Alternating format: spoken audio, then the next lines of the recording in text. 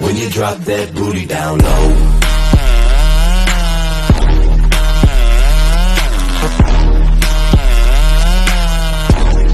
When you drop that booty down low.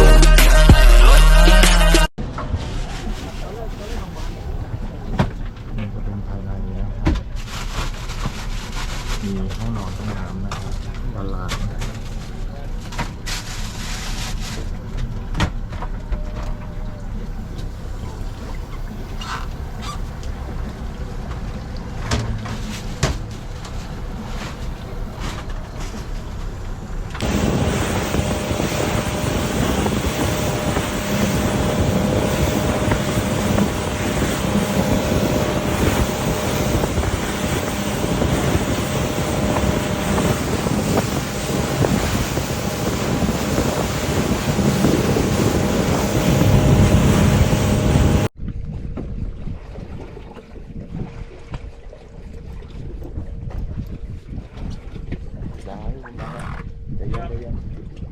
เอามานั่งเลยพี่เดี๋ยวผมปลุกให้ปัจจัย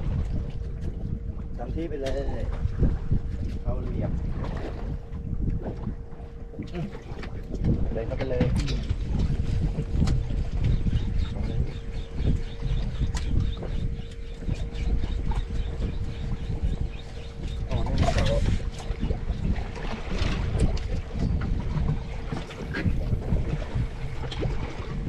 ตัวมีลายจุดใหญ่กว่าที่ไหนอย่างนี้เก่าอะไรครับ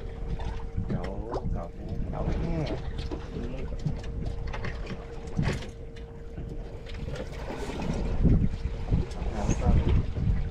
ขุดติดทิศเหรอ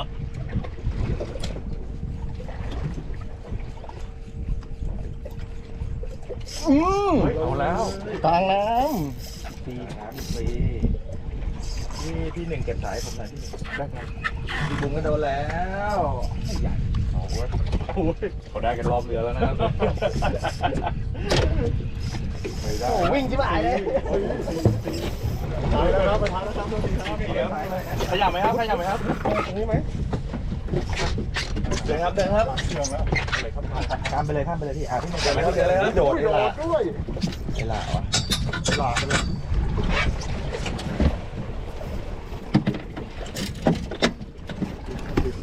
ข้ามคันอ้าวข้ามคันข้างในถ่ายข้างในโอ้โหฝรั่งมันจะโดดเลยใช่ไหมโดดไปแล้วเหรอโดดไปแล้วโอ้ยสบัดตัวแรกต้องเนียนๆหน่อยนะพี่อยู่เจี๊ยบเลยเนี่ยหวานเจี๊ยบ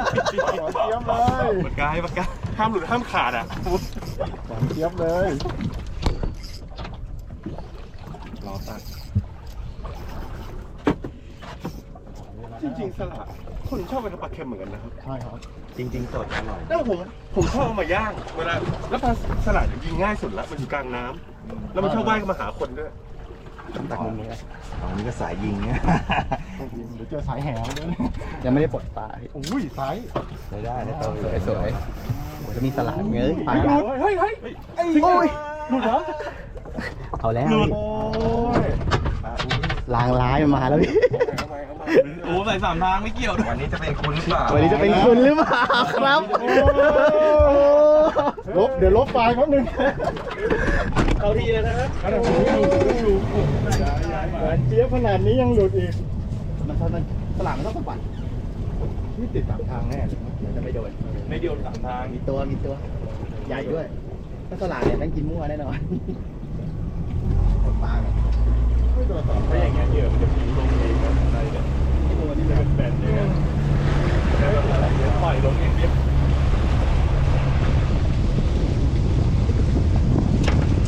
นี่ไงนกกระลิงอาจจะคือกระลิงนะครับปลาอุ้ยอีกแล้วนกอีก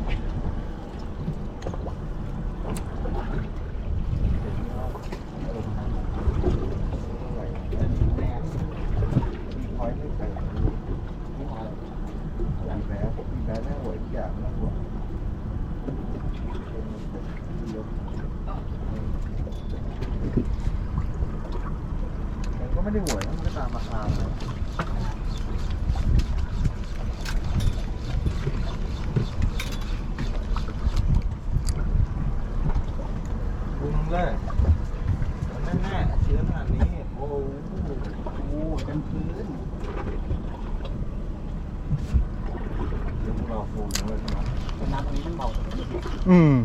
จริง สายผมไม่ไปหลังใช่ปะ ว่ะตรงนี้มัน1 เนี่ย1 6 9 ห่างกันหน่อยเดียวเองน้ำมันคนละเรื่องเลย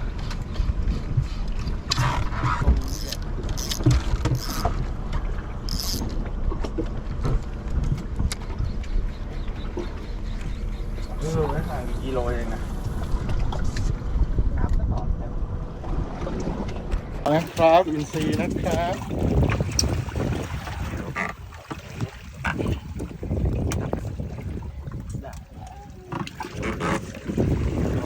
ที่ผม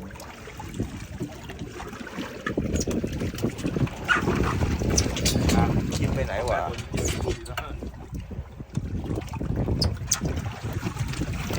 ใช้ประมาณกิโลนะ กิโลปลายสี่ เอาไป ขนาดนั้น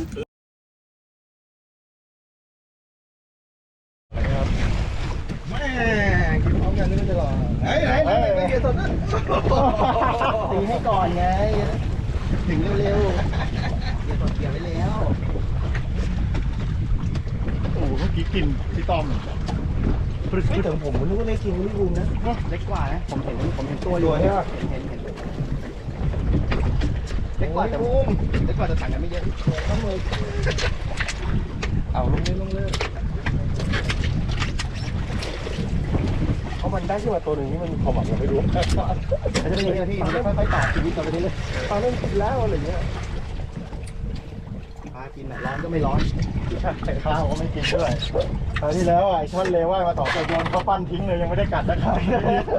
ไม่ได้กินเลย รีดเดียรีดอีกคำเสร็จ รีบหยิบพันเบ็ดโยนเขาปั้นทิ้งลงมาเลย แรงปั่นกันแล้วครับ อ๋อเป็นอย่างนี้เอง ตีแล้วนะ วิ่งพันเลยไกลเลย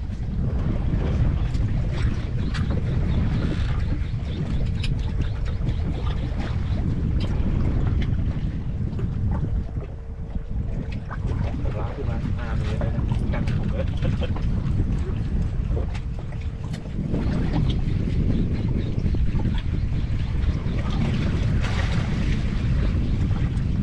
นี่ไงเฮ้ยพี่ผมเทียบขามาก็ดีนะเทียบนะผมนะ เดี๋ยวถ่าย อ๋อโอเค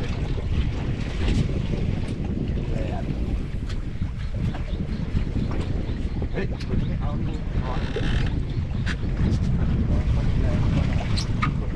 นึกว่าจะเป็นเราซะแล้ววันนี้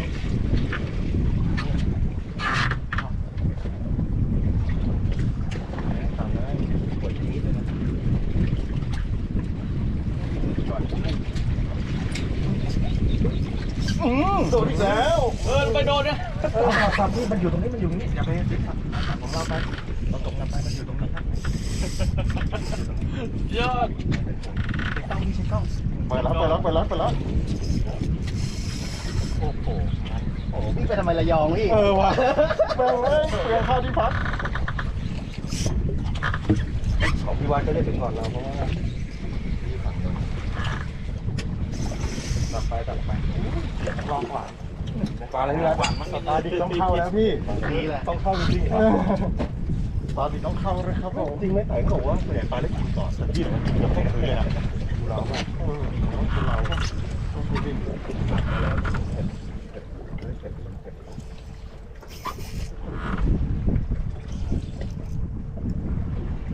อะไรเรา เรา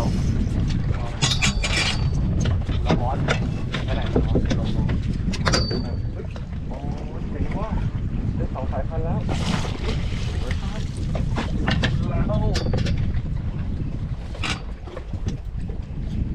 เฮ้ยฉันก็มีเหยื่อแล้วเว้ยเหยื่อชอบเลยนะปลาหมึกอ่ะ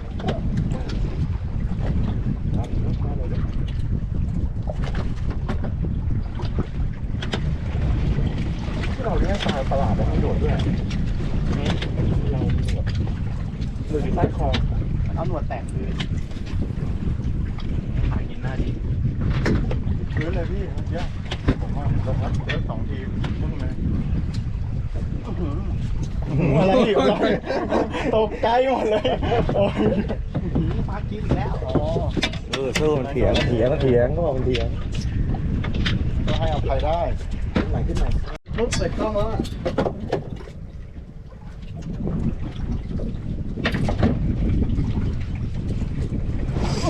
นั่นไงเราบอกแล้วกินเปิดกล้องเราแล้วยังไงเราปล่อยลงไปแล้วต่อ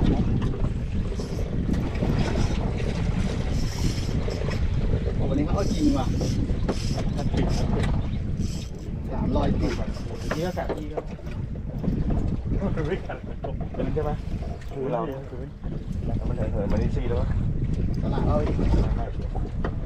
หือแรกเนี่ย ที่ไม่เห็นว่าสลัดกินเมื่อกี้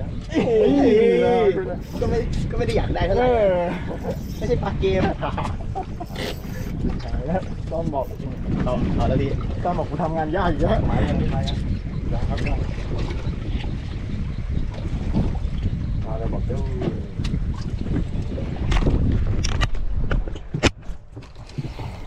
แน่นอนเห็นไหมเรามันอยู่ที่เดิมเห็นไหมจุดที่พยายามปล่อยจุดกินปุ๊บมันกินเลยนะ เมื่อกี้ก็ปล่อยลงไปถึงเลย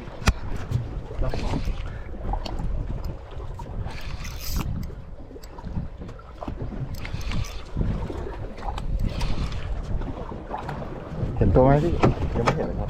เราอ่ะ น่าจะกูเราครับ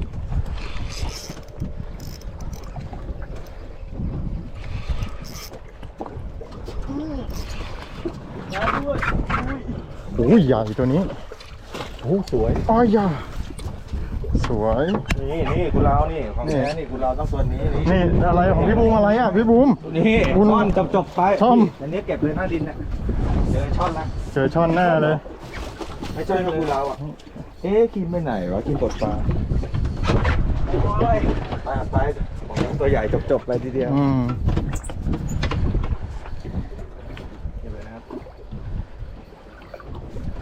เต็มเงี้ยง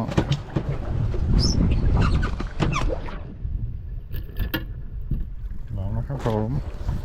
จบให้กันได้ทีเฮ้ยเด็ดแม่งหมานไว้ยพี่ ขอบคุณครับ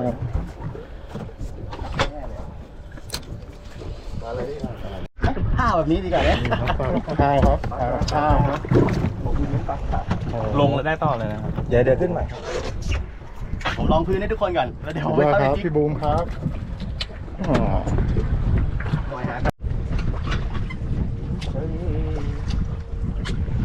พอถึงจุดเราก็ปล่อยเหยื่อถึงพื้นเลย โอ้โหฟัดจริง ฮอตจัด 4 ลูกติด ไอ้ก็ฉุดก็ไม่อยู่ ฮอตเกิน เป็นหย่อนข้างๆกันเนี่ยสร้างทำบุญไปไงปล่อยปลา ทำให้พี่ดูแย่เลยนะ นั่งอยู่ข้างๆอยู่เนี่ยเฮ้ยไอตอนเช้าอุตส่าห์คุยมาตั้งเยอะไอ้ถ้าไม่โดนปลานี่ อายเขา ต้องกลับไปฝึกวิชาที่อะไรนะสตูนไว้ละ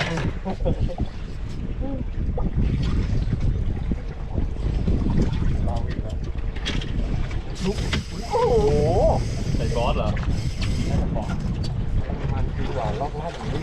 เรา ตีออกไปไกล กันแน่นอนมันจะเป็นอินทรี วิ่งกลับมาห้องเลย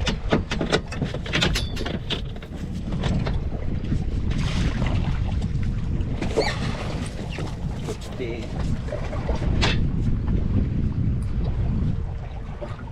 อะไรเอาพี่บูมลอยละตัวเอ้าโดนเหมือนกัน โดนเหมือนกันนะครับ เอ้ยโดนเหมือนกันนะครับ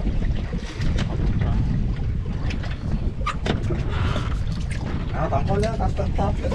สาว ถึงจุดกินกูแล้วนะถึงจุดกินนะ ปล่อยถึงพื้นไปถึงพื้นเอากัดกันก็กัด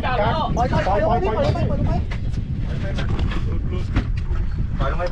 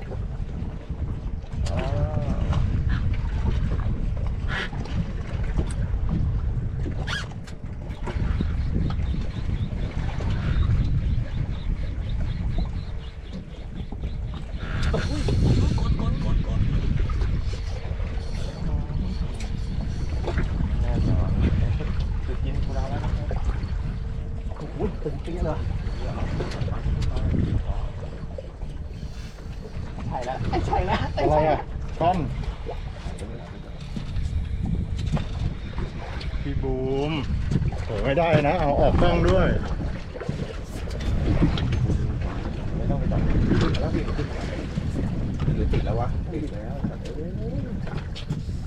ปั๊มไว้นะปั๊มไว้นะ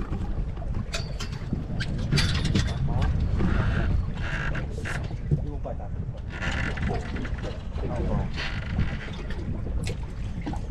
ลากเข้ากองเหรอลากเข้ากอง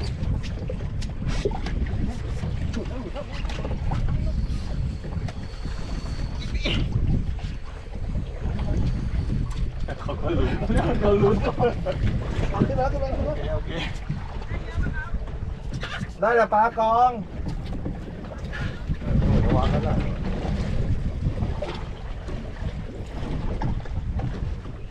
ตัวอะไรเนี่ย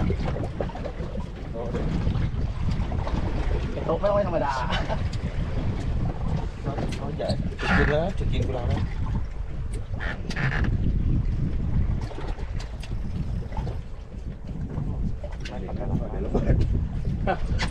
ผมก็ลากมาแล้วเมื่อกี้ที่ผมรุดประกาศลัง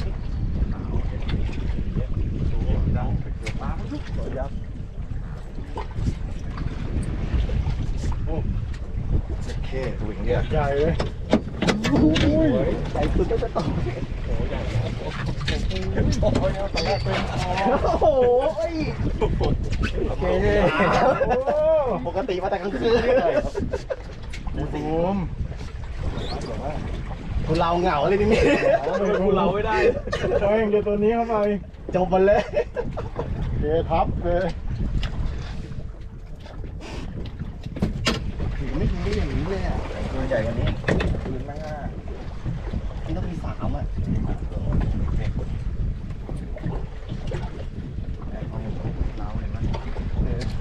ที่ตัวบนหรือข้างล่างนี่ พอแล้วผมมากับพี่บูมภูมิใจเสมอ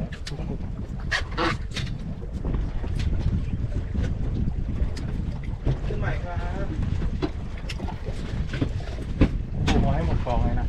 รู้เรื่องเลยอ่ะ เอาให้หมดกองเลยนะ เกือบหมดแดงแล้วยังลงติดคอดีนะดึงหลุด ล้างสุดแอคแล้วคันนั้นเท่านี้ แล้วเบรกเขาเจี๊ยบเลย เด็กเขาไม่เจี๊ยบแต่ตัวมันใหญ่ตัวมันดึง แล้วแต่หันมามันไม่มีตรงไหนดึงออกเลยไงดึงออกแต่ถ้าเป็นช่อนมันไม่เข้ากองเลย ครับต้องเหินใช่ไหมครับ ตามพี่บิ๊ก ฮะ พูดแบบนี้ก็เปลืองแบบนี้ครับ เล่นสูงเป็นคนเลยนอนเลยนอนพื้นล่างเลยที่นั่นเลยยกเลยไม่ใช่เขย่าให้ถึงพื้นก่อนนะพี่แล้วก็ปิดค่อยๆยกเลยดิไม่ได้กระโดดปลากินปลา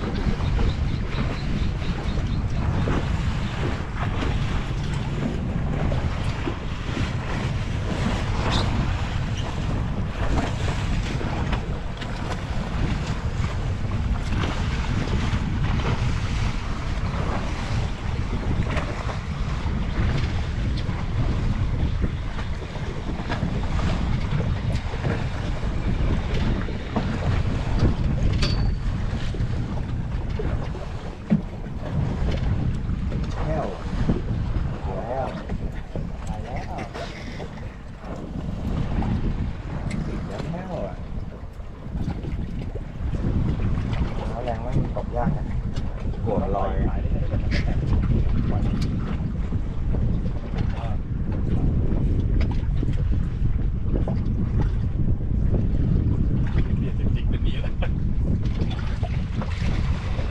แต่มันข้อเสียอย่างที่ถ้าเราเนี่ยเดี๋ยวนี้จะมันจะติดหิน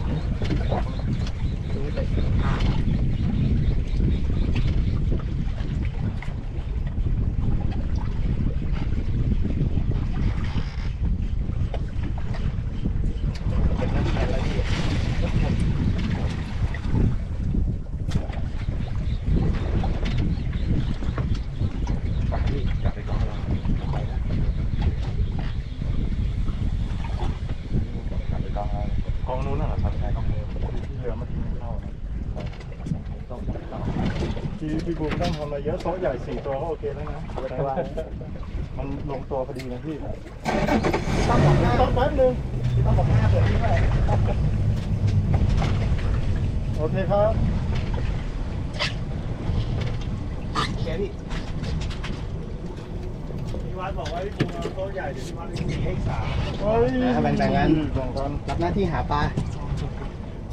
บอกแล้วผมมากับพี่บูมมาหุ่นจัง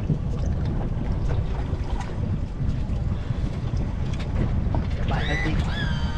มาบ่ายนะ บ่ายค่อยจิก อ๋อแล้วนี่ก่อนนะกินข้าวให้อิ่มหนำสำราญแล้วค่อยจิ๊กนะ ปลาลองพื้นมันจะอุ่นใจอะมันไม่เครียด กลัวน้ำแข็งมันลงไม่ถึง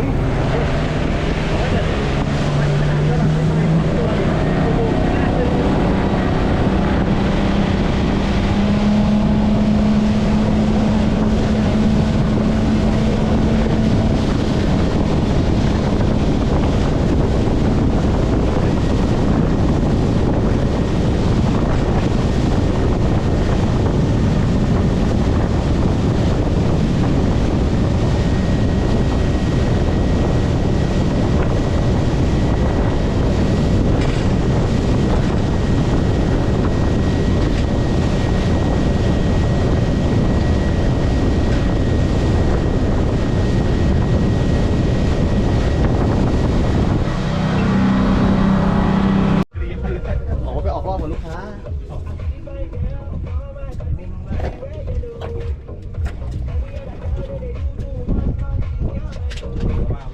เสาร์อาทิตย์ก็จะแบบเรือเยอะหน่อยนะ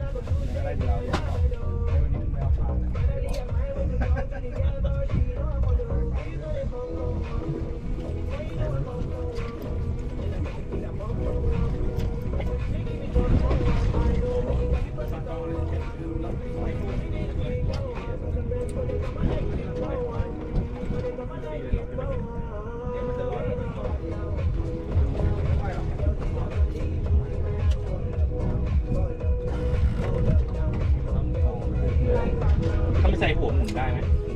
ไม่ใส่หัวหมุนนะปูนี่ หรือว่าเอาตัวเป็ดปุกเข้าเลย ใช่ ได้ครับไม่ต้องไปลงของ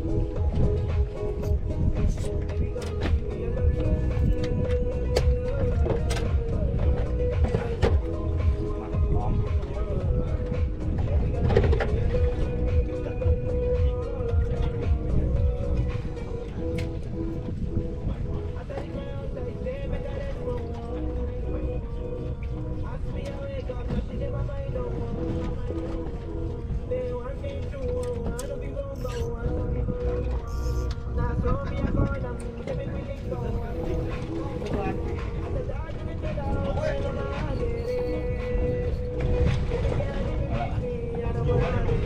ตัวเล็กมากเลยถ้าอยู่นะ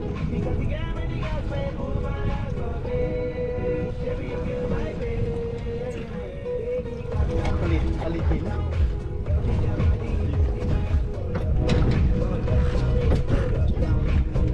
ครับอยู่ตรงนี้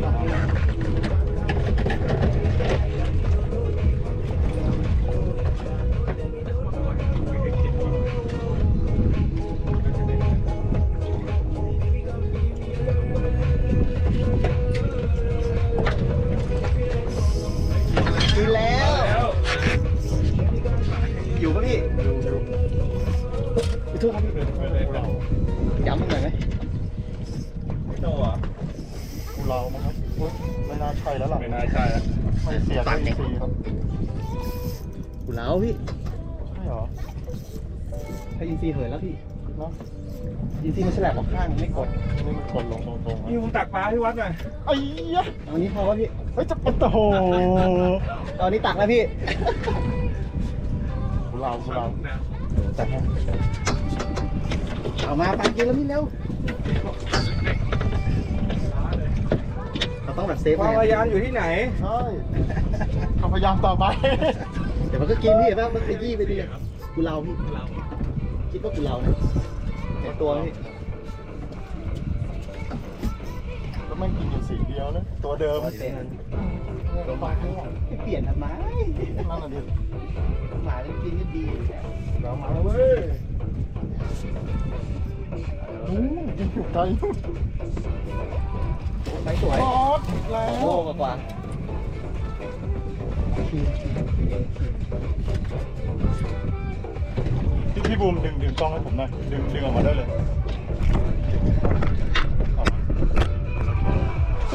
นะครับ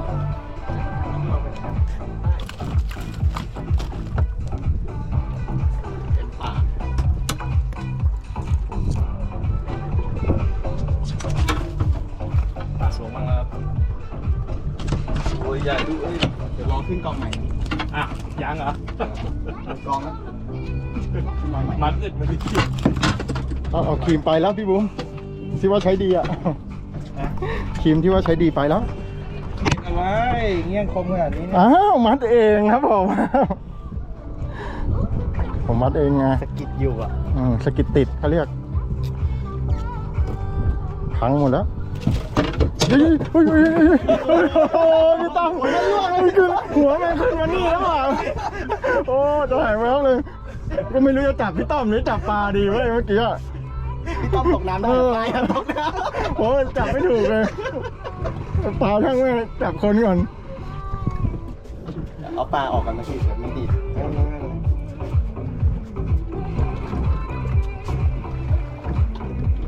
โอ้นี่เขาหมายจริงว่ะ ธรรมดา จิกบ้างไหมเนี่ย มาเลยนู่นนะปลากินเรือลำนู้นเรือประมงเมื่อกี้ผมตี ไม่มันอยู่ทางไหนพี่ มันอยู่ทางนี้ ทางซ้ายอ่ะ ใช่ จะได้ถักเรือซ้ายรอบหน้าไง จะได้ไม่โดนพี่วะ เข้าขวาหมดเลยทีนี้ ไม่ใช่ปลามันพี่ตีไปท้ายเรือใช่ไหม เดี๋ยวผมจะได้ครับคุณลูก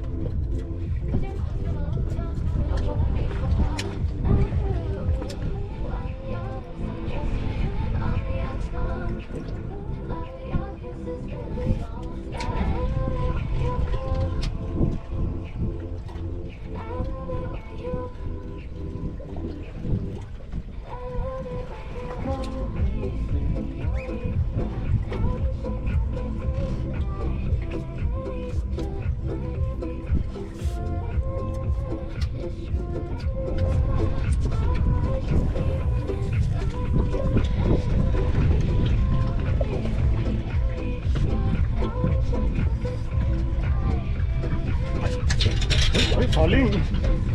โฟมแตกพี่โฟมแตกโดนแล้วขอลิงแล้วโดนแล้วลูกเทพไปทำงาน เทพทำงาน เวลาที่อยู่กันนั่นแหละ เอาแล้ว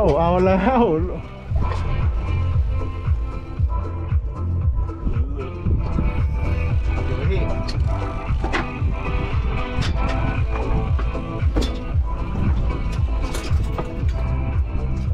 ไต่ก็รีบปีนขึ้นไปได้ เร็วมาก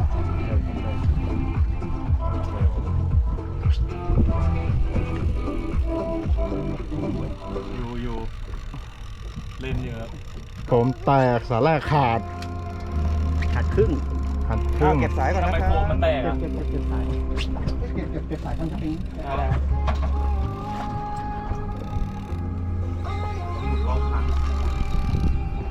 ใส่ต้อมนะครับ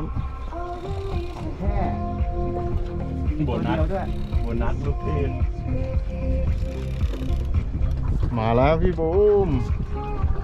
อะไร ตี สามวิ่งแม่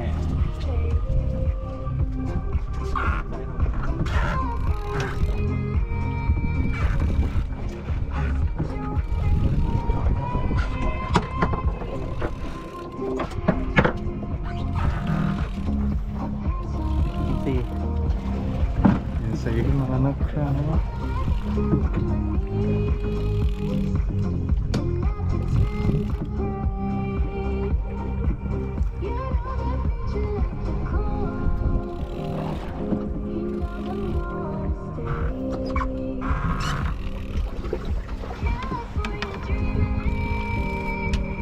ใหญ่อยู่นะ อื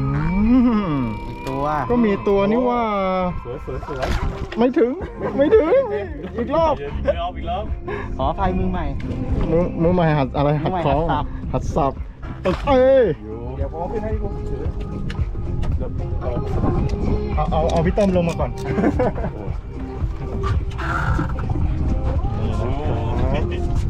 โอ้ยวุ่นวายกันเลยทีเดียว เดี๋ยวมือสับยังใช้ได้อยู่ มือสับยังได้อยู่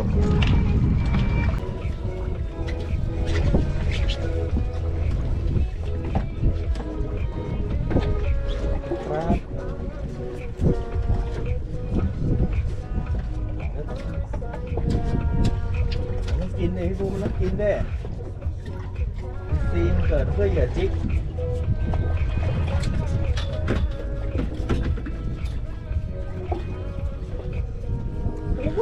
อุ้ยกดเอาแล้วมึงเอาแล้วมึงจุด แล้ว ยอมมันเนี่ยผมว่าหัวนะพี่น้อง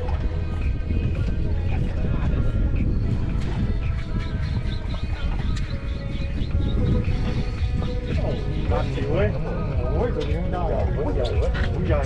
มันเลยเนี่ย ท่อนเหรอวะท่อนแล้วครับเก็บก่อนเก็บก่อน ท่อนเหรอ เดี๋ยวทานพี่ครับเก็บก่อนไว้เอาละเดี๋ยวผมจัดการให้พี่พี่บุ้งอันนี้นะอย่ากระชากสายนะพี่บุ้งเดี๋ยวเหยียบมันสะบัดครับผมจัดการให้เอาไป สวยพี่บูมนี่นะครับพี่บูมโดนช่อนทะเลแล้วนะครับ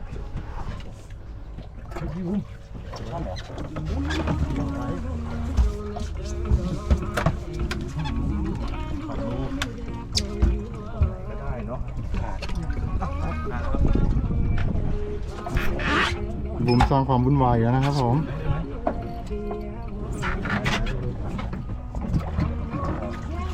ไปทำ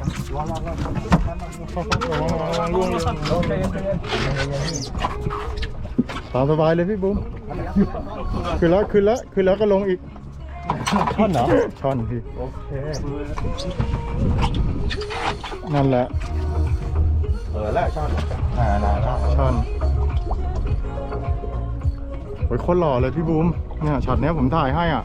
ค่าคลิปก็ประมาณ250อ่ะ 2,000 ได้เขายอมครับ เหยียบลงมาสิโอ้ยมันไม่กินพี่บิ๊กกินอยู่หน้าพี่บิ๊กเลยเนี่ย กินเหยื่อตายครับ กินกุ้งมันกินกุ้ง ต้นอะไรวะกินกุ้ง ตัว20 กว่าโลตายกุ้งทั้งหมด จริงครับ เฮ้ยนี่เจิมคันใหม่เลยปะเนี่ยเฮ้ยแอคสวยจริงๆแอคสวยจริง ก็อยากหวาน ๆผมบอกแล้วไอ้ที่ตกมาไม่มีความหมายหรอก ผมว่า จะเจอช่อนเลยเดี๋ยวนี้ สบายใจแล้วทีหลังเวลาบุ้งกับวังมานี่ผมมาด้วยเลย ด้วย รอดแน่นอน นี่ได้ปลานะครับ ข้างหลังอิจฉานะครับ